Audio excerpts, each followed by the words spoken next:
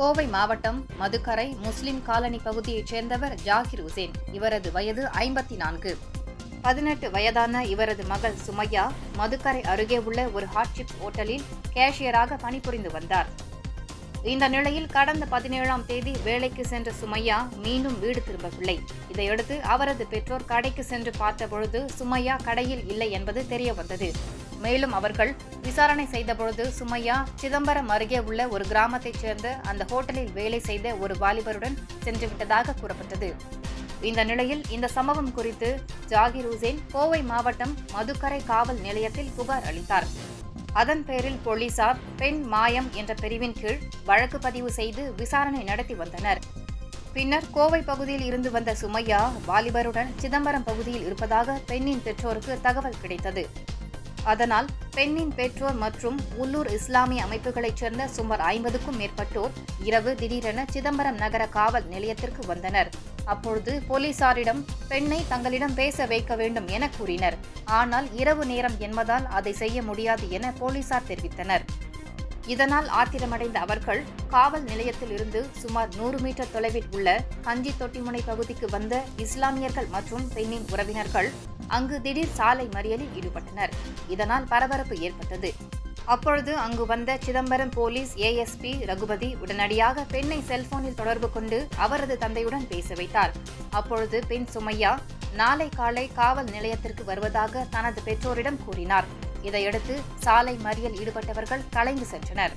இந்த சம்பவம் குறித்து தகவல் அறிந்த கடலூர் மாவட்ட காவல் கண்காணிப்பாளர் ராஜாராம் சம்பவ இடத்திற்கு வந்து விசாரணை நடத்தினார். இதனால் சிதம்பரம் பகுதியில் சிறிது நேரம் பரபரப்பு ஏற்பட்டது.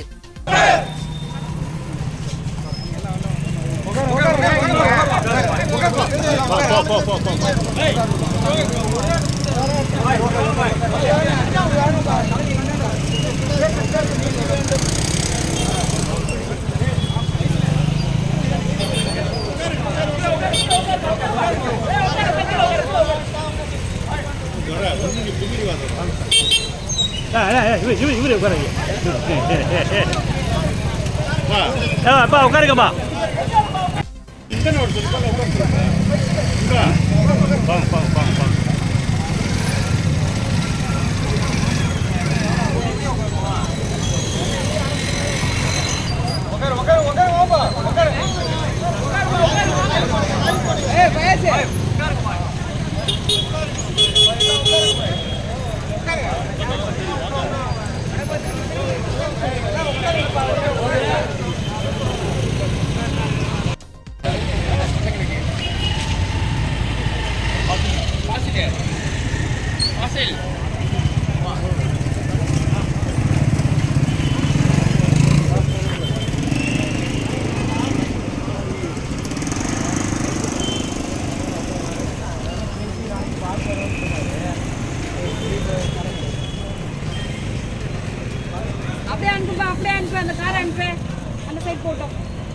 பொண்ணை 14ஆம் தேதி காலையிலேருந்து காணாம் சார்.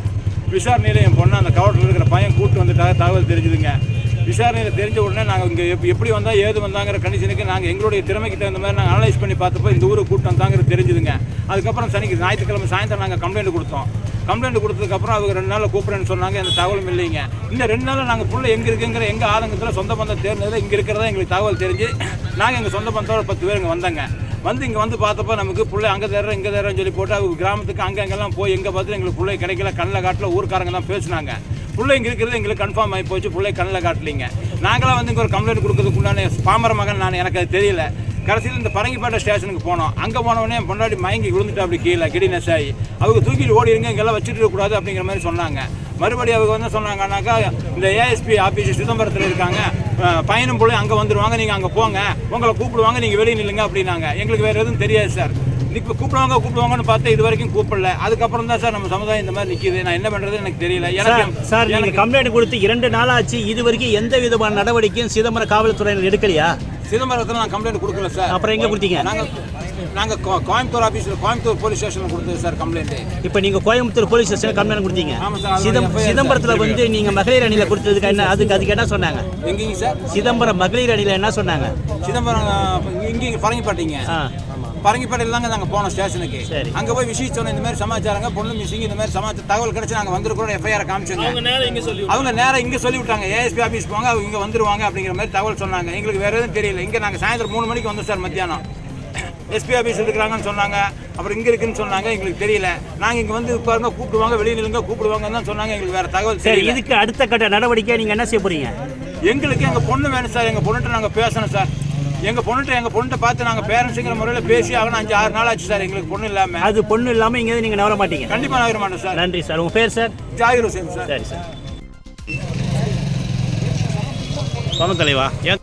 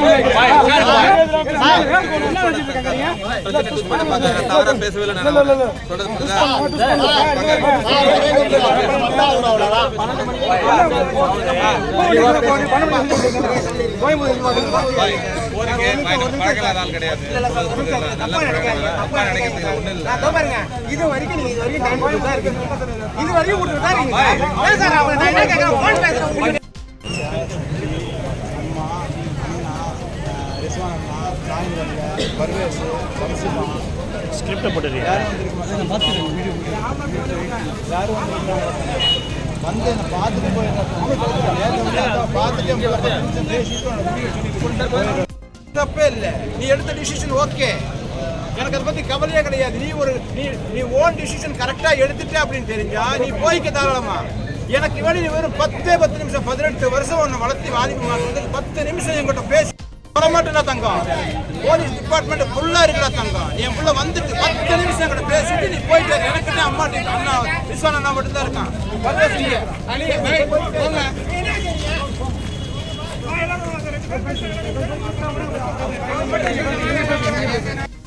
கதை அது எப்படி வேணாலும் இல்லம்மா, அது எப்படி வேணாலும் இருக்கட்டுமா, அது எப்படி வேணாலும் பேசிக்கலாம். எனக்காக வேண்டி எல்லாத்தையும் மறந்து ஸ்டில் எல்லாத்தையும் மறந்துடுமா. இப்போ ஜஸ்ட் நவ் இந்த புது வாழ்க்கை